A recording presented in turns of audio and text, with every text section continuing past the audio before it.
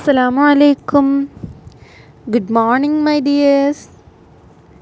How are you, my children? Hope you all are fine and safe at your homes. This is our first EVS class of third term. Hope you all are ready to learn new ideas, new lessons from EVS. Today we are going to discuss chapter 13, sharing our feelings. Chapter 13, sharing our feelings. We all know that all of us have different feelings. We express different feelings in different ways. Nowadays, people are conveying their feelings through some emojis. If we are happy, sad, angry, or anxious, we can express these feelings through a simple facial expression. The picturized form of these expressions are known as emojis. These are very helpful to us because we can express or convey our feelings with these pictures. നമുക്കറിയാം, നമുക്കെല്ലാവർക്കും പലതരത്തിലുള്ള feelings and emotions ഉണ്ടല്ലേ. നമ്മൾ പല സിറ്റുവേഷനിലും പലതരം feelings ആയിരിക്കും അല്ലെങ്കിൽ emotions ആയിരിക്കും കാണിക്കുക. നമ്മുടെ ഫേഷ്യൽ എക്സ്പ്രഷനിലൂടെയൊക്കെ നമ്മൾ ഒരു പരിധി വരെ നമ്മുടെ ഫീലിങ്സ് മറ്റുള്ളവരിലേക്ക് കൺവേ ചെയ്യുന്നുണ്ട് അല്ലേ.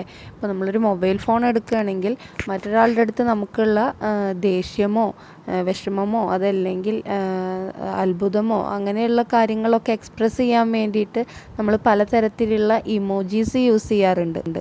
In this lesson we can see that a girl named Seema, she shared her feelings with her family members.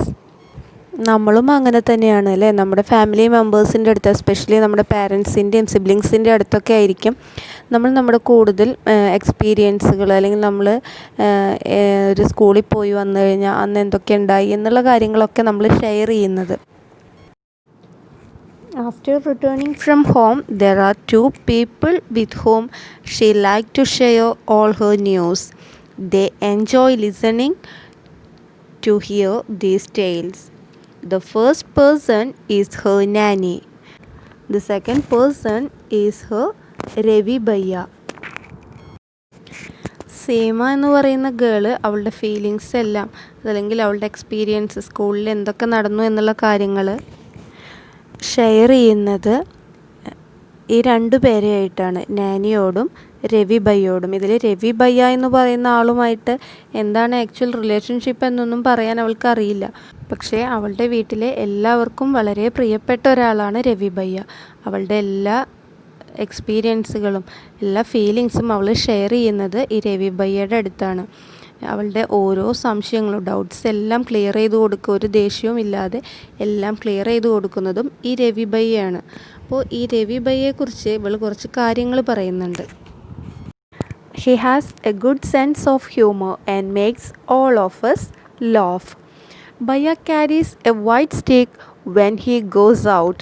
Looking at him moving around in the house, no one can say that he cannot see. He likes to do all his work himself. If someone tries to help him against his wish, he gets angry. Whenever he needs any help, he asks for it. Ravi ഭയ്യ ഒരു humour സെൻസുള്ള ആളാണ്. എല്ലാവരെയും ചിരിപ്പിക്കാനുള്ള ഒരു കഴിവ് അദ്ദേഹത്തിനുണ്ട് അല്ലേ. അദ്ദേഹം ഒരു white സ്റ്റിക്കായിട്ടാണ് പുറത്തു പോവാറ്. പക്ഷേ അദ്ദേഹത്തിൻ്റെ ആ ഒരു ലുക്ക് കണ്ടു കഴിഞ്ഞാൽ അദ്ദേഹം ബ്ലൈൻഡ് ആണെന്ന് ആരും പറയില്ല എന്ന്. കാരണം അദ്ദേഹത്തിന് കണ്ണ് കാണുന്നില്ല, അതുകൊണ്ടാണ് അദ്ദേഹം ആ സ്റ്റിക്ക് യൂസ് ചെയ്യുന്നത്.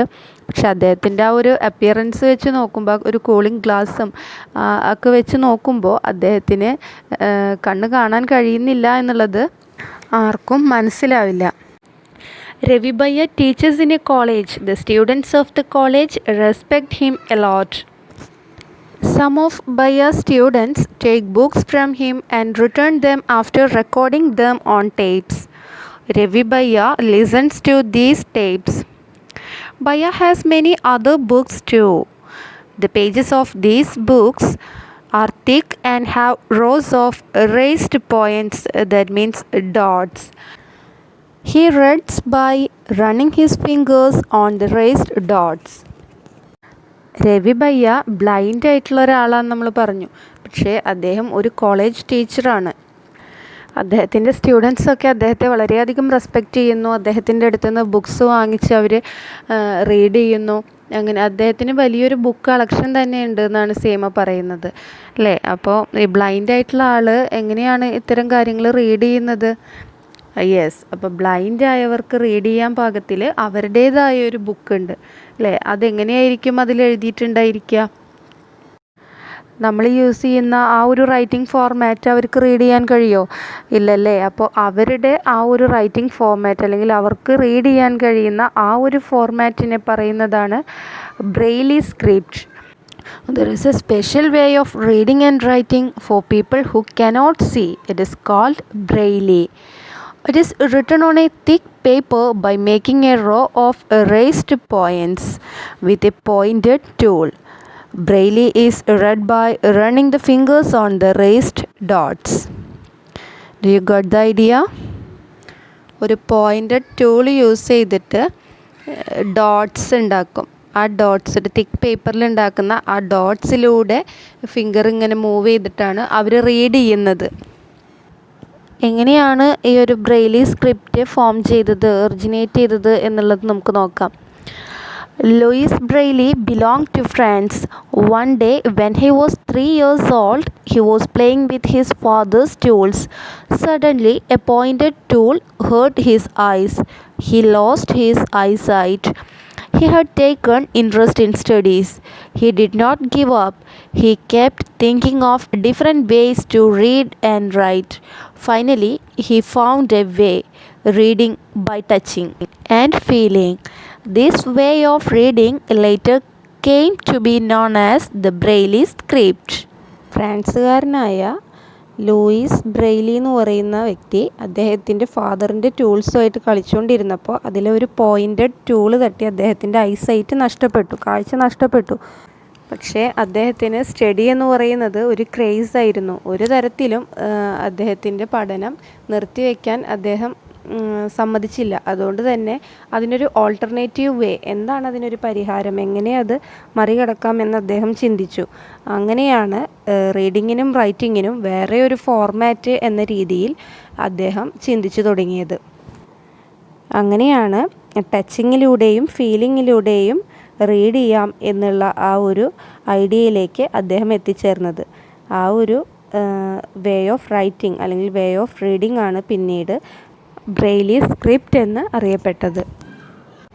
There are some misconceptions around blindness. Here are some simple ways you can assist blind people on a day-to-day basis. Blind പീപ്പിളിനെ എങ്ങനെ കൺസിഡർ ചെയ്യണമെന്ന് പലർക്കും അറിയില്ല. പല തെറ്റിദ്ധാരണകളും ഇക്കാര്യത്തിൽ നിലനിൽക്കുന്നുണ്ട്. അവർ വളരെയധികം ഹെൽപ്ലെസ് ആണ്, അവർക്കൊന്നും ചെയ്യാൻ കഴിയില്ല, മറ്റുള്ളവർ ചെയ്യുന്നത് പോലെയുള്ള സാധാരണ കാര്യങ്ങളിൽ അവരെ ഉൾപ്പെടുത്താൻ കഴിയില്ല, അവർ വീക്കാണ് എന്നിങ്ങനെയുള്ള ഒരുപാട് ധാരണകൾ നമ്മുടെ ഈ സൊസൈറ്റിയിൽ നിലനിൽക്കുന്നുണ്ട്. ആക്ച്വലി അതെല്ലാം റോങ് ആണ്. അപ്പോൾ നമുക്ക് എങ്ങനെയാണ് ബ്ലൈൻഡ് പീപ്പിളിനെ ട്രീറ്റ് ചെയ്യേണ്ടത്, എങ്ങനെയാണ് അവരെ കൺസിഡർ ചെയ്യേണ്ടത് എന്നുള്ളത് നോക്കാം. അപ്പോൾ കുറേ ചെയ്യേണ്ടതായിട്ടുള്ള കാര്യങ്ങളും ചെയ്യരുതാത്തതായിട്ടുള്ള കാര്യങ്ങളും നമുക്ക് നോക്കാം. That means do's and don'ts. First one, do include them. അവരെ കൂടെ ഉൾപ്പെടുത്തുക, എല്ലാ കാര്യങ്ങളിലും അവരെ ഉൾപ്പെടുത്തുക. Do include them. The most important thing you can do for a blind person is to be friendly, include them socially and engage in conversation with them. Don't assume they are helpless. അവരെ helpless ആണെന്ന് നിങ്ങൾ കരുതരുത്.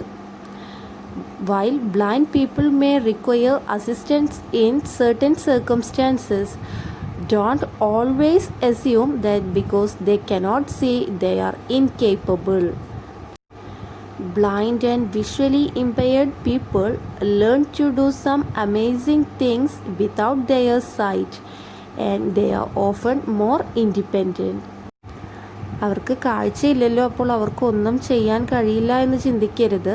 എല്ലായ്പ്പോഴും അവർക്ക് മറ്റുള്ളവരുടെ assistance ആവശ്യമില്ല.